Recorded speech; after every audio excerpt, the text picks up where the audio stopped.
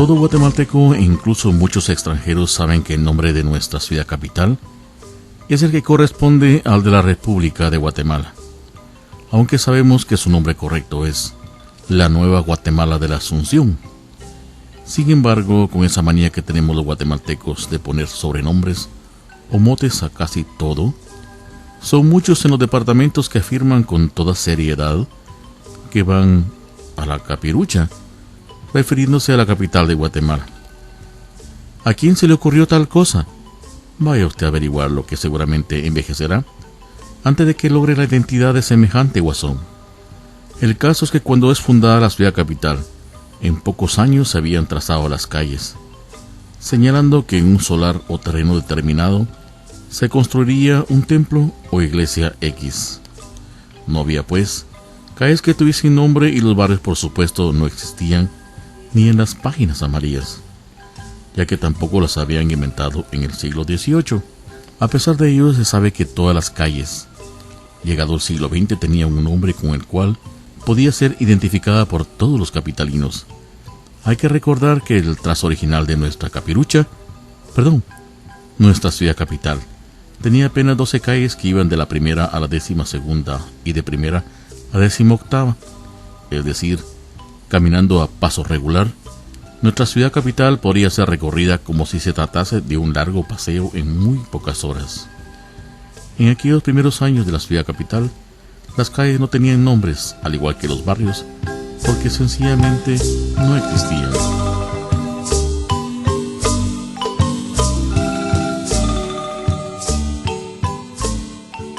Bueno amigos, aquí estamos una vez más para hablarles a ustedes sobre algún aspecto de nuestra tierra Guatemala. En esta oportunidad vamos a hablarles a ustedes de la educación en Guatemala y de los maestros que se esforzaban porque uno tuviera una buena educación. Pero ¿alguna vez se ha preguntado usted de dónde llegó la educación a Guatemala? ¿O por qué teníamos que asistir a más de algún centro educativo para, según las leyes del país, educarnos desde chirices? Si no lo sabe, no se preocupe, que ya se lo vamos a contar. Además de haber llegado a la sabiduría, junto a ella y también llegaron los dolores de cabeza y de espalda para los patojos cargando severendas mochilas por gusto. Y los dolores de cabeza para los papás al tener que comprar los útiles escolares, que no eran baratos tampoco. Eran bastante caritos y los pedían por millar.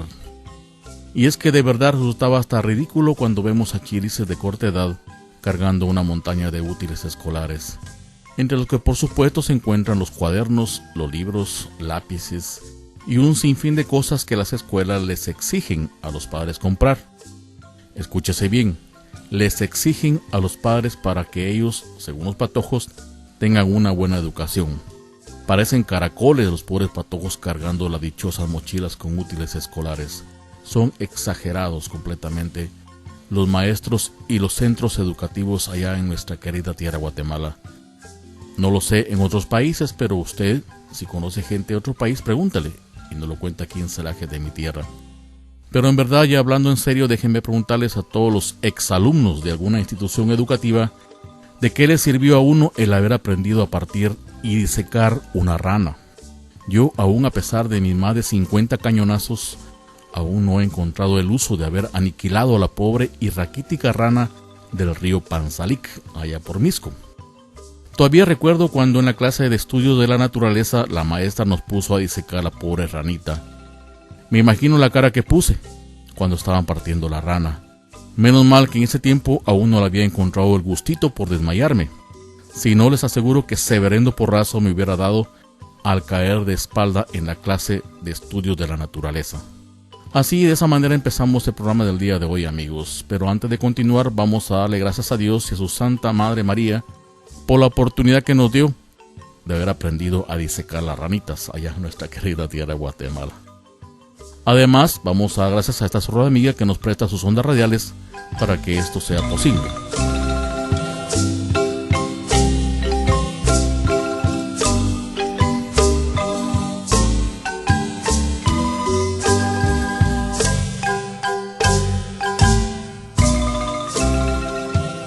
Bueno amigos, aquí estamos ya de vuelta después de la partida en 2 de la rana.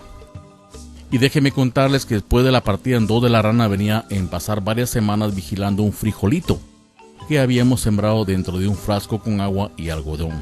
Yo me pasé varias semanas viendo cómo el frijolito sacaba raíces y luego sacaba la primera hojita. Su primer tallito, tan lindo que se veía el frijolito, solo para saber día después que había que tirarlo porque ya la clase sobre frijol se había terminado.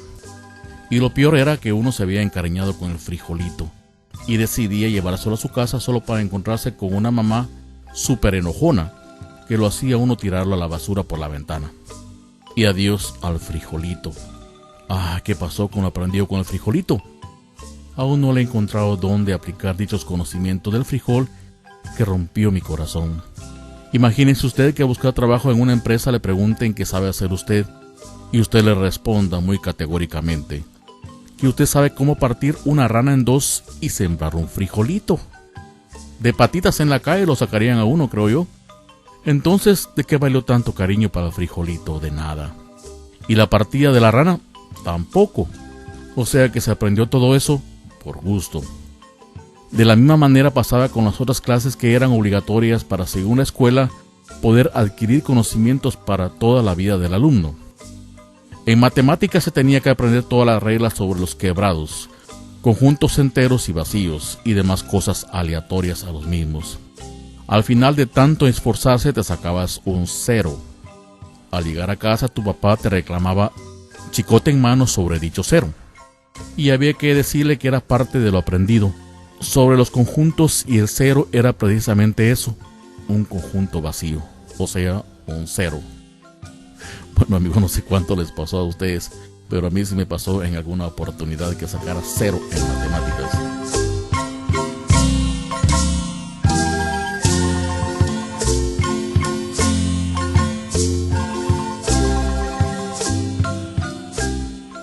Pues déjenme contarle amigos que yo en matemáticas era un campeón para los ceros.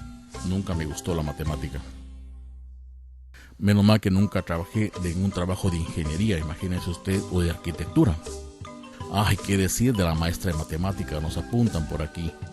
Cuando con tremenda sonrisa en los labios te ponía tu primer 0. Parecía disfrutar poniéndote los fatídicos ceros en las libretas de los patojos. Hasta la cara cambiaba cuando escribía los ceros. Al mes siguiente te ponía tu segundo 0, por supuesto. Y con una sonrisa ya más amplia te decía, ¿ves? Ya tiene 2 ceros. Ya puedes empezar a hacer tu bicicleta. Al final del año, en vez de sentirse frustrada de no haber sido una buena maestra, al ponerte tantos ceros, al alumno le decía, felicidades, ya puedes poner una carnicería. Por lo menos ya tienes un chorizo de ceros. Bueno amigos, como les decía, no sé cuánto les pasó, pero conmigo era común que me pusieran unos cuantos ceros. Era medio bobo para la matemática. Despiadada la maestra, nos puso aquí el productor. Pero si no comprabas el repasando de fin de año, que ella misma te vendía, por supuesto, te ponía otro 0 más, por no haberle comprado a él o a ella su repasando que le había ofrecido la librería, por supuesto dándole su ganancia en la venta del repasando. Al menos esos ceros del ayer nos sirven para acordarnos de la fatídica, fea y solterona maestra de matemáticas. Y es de verdad amigos, a mí me tocaba la maestra más fea, la de matemáticas, no me recuerdo el nombre de ella, hasta eso se me olvidó. Pero díganme ustedes, ¿quién de los oyentes se acuerda del pi? Dichosa la palabra, que solo mencionarla lo hacía uno temblar de miedo. El pi eran las sílabas ideales para espantar al más atrevido de los patojos. ¿Pero de qué nos sirvió el pi? ¿O de qué le sirvió el pi a usted? Ni para conseguir novia me sirvió el famoso pi. Imagínense que yo, en mi conquista de la chica de mis sueños, le hubiera dicho, ¿quieres ser mi novia? Te cuento que yo sé usar el pi. Tremenda cachetada me hubieran dado por ello. De eso sí puedo estar completamente seguro. El pi suena como una mala palabra, creo yo. Bueno amigos, el pi, ¿quién no sabe usar el pi? Yo nunca aprendí a usar el mentado pi. Y aún hoy, a mi más de 50 años, sigo buscando dónde usar el pi.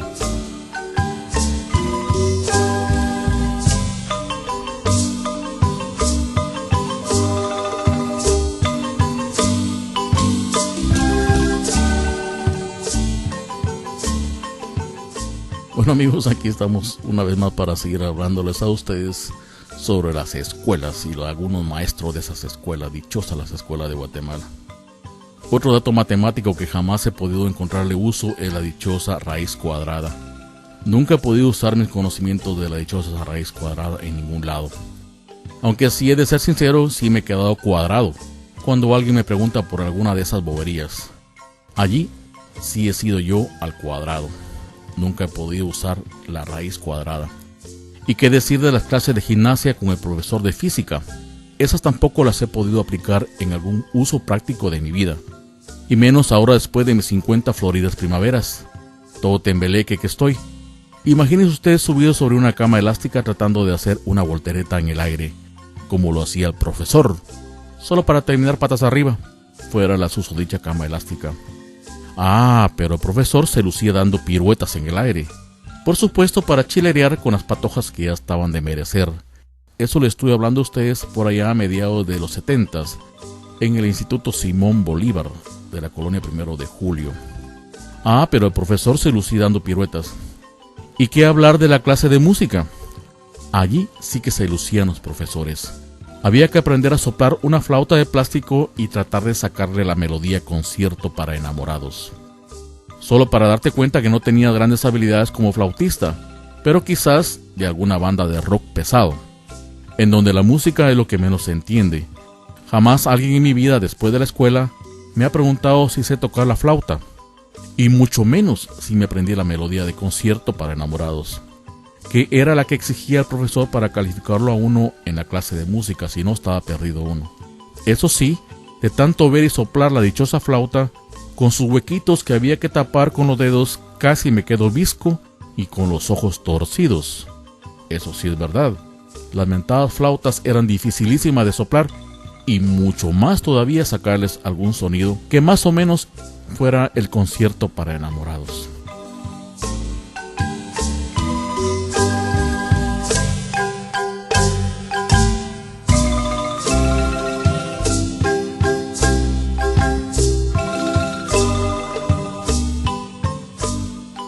Pero ya amigos, hablando con la verdad que me han dado mis más de 50 décadas, les puedo decir que todo lo que una vez casi me torció los ojos y partió una pata en las escuelas de nuestra tierra allá en Guatemala, nunca me han servido para ganarme algún dinero para alimentar a mi familia. De muchacho ya en mi tierra Guatemala tenía sueño de ser ingeniero aeroespacial y trabajar algún día para la NASA, construir aviones y ser feliz con una doncella, madre de mis hijos. Eso fue lo único que logré, ser feliz con una doncella que es la madre de mis hijos. Solo para darme cuenta que dicha carrera no existía en Guatemala, ni en sueños, y que los pocos aviones que habían se caían solos de tan viejos. Fue entonces cuando tomé la decisión de irme a vivir a los Estados Unidos de América. Y allí sí aprendí cómo hacer salchichas en una fábrica de embutidos. Cosa que nunca ninguno de mis profes de Guatemala me dijo, o me anticipó, o me enseñó.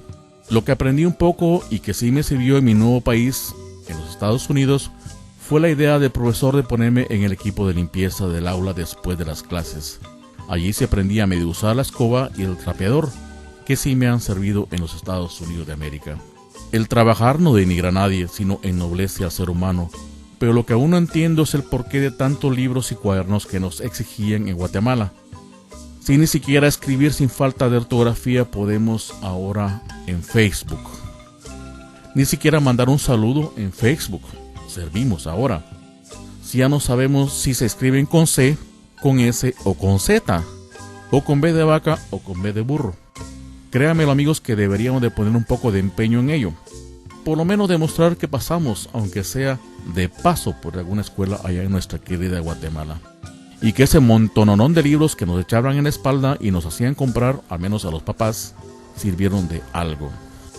Misterio de nuestra Guatemala y nuestra gente, tanto libros y cuadernos para nada. Somos chapines pero hablamos como mexicanos, o sea, somos unos chapines al cuadrado, con 0 en geografía. Y no es broma, en geografía y estudios sociales nos aprendimos todos los ríos, volcanes, lagos, montañas, ciudades y no sé qué más cosas. Por supuesto todo alrededor del mundo, y que nunca nos han servido de nada.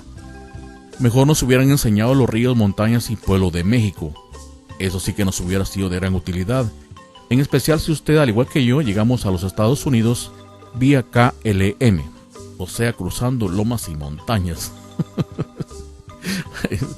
Por Dios santo, aquí lo que nos escribe el productor de ese programa de Celajes de mi tierra. Bueno, amigos, al principio les dijimos que les íbamos a contar de dónde había llegado la educación en Guatemala, pero de tanto hablarles algunas verdades ya se me olvidó. Además, ¿de qué sirve hablar de dónde vino la educación si no sabemos a dónde vamos? Yo quería ser ingeniero y terminé de salchichero y hablando como mexicano, por culpa de esos pinches maestros al cuadrado de mi tierra. Bueno, amigos, esperamos les haya gustado el programa del día de hoy. Los textos son una obra del señor Juan de María Escobar de la Moncarda. Hablándoles como siempre, este es su amigo César Augusto Escobar Coaglio. Les suplicamos rezar el Santísimo Rosario